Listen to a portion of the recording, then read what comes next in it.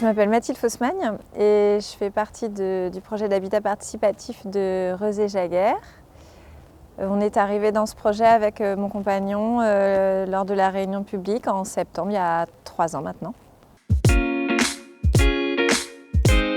Les proches savaient qu'on était intéressés par un habitat participatif, donc on y est allé à tout hasard.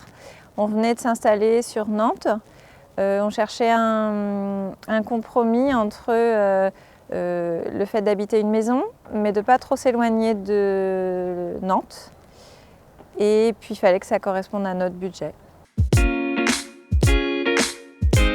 Le plus intéressant au niveau de la co-construction, c'est, je pense, la constitution du groupe, tous les outils qui nous ont été fournis, qui ont fait qu'on a pu créer un groupe différemment de ce qu'on avait pu connaître avant. Puis après, il y a le petit côté fantasmé aussi de travailler avec des architectes, de faire construire une maison, de travailler sur des plans. J'avais jamais connu ça. C'est plus ludique, mais parfois ça nous fait bien mouliner aussi quand il faut prendre des décisions, réfléchir. Les espaces partagés sur ce projet, c'était d'abord le jardin. On était vraiment tous motivés pour créer un potager, planter au maximum. Et puis il y a toute une maison, donc une vraie maison avec une grande cuisine parce qu'on était aussi très motivés pour faire des moments de convivialité partagés autour de ce qu'on pouvait préparer à manger ensemble. Une grande salle parce qu'on espère bien pouvoir y danser, y faire du yoga, des jeux de société, y écouter des histoires. On avait envie de pouvoir accueillir du monde, donc il y a aussi un espace dortoir.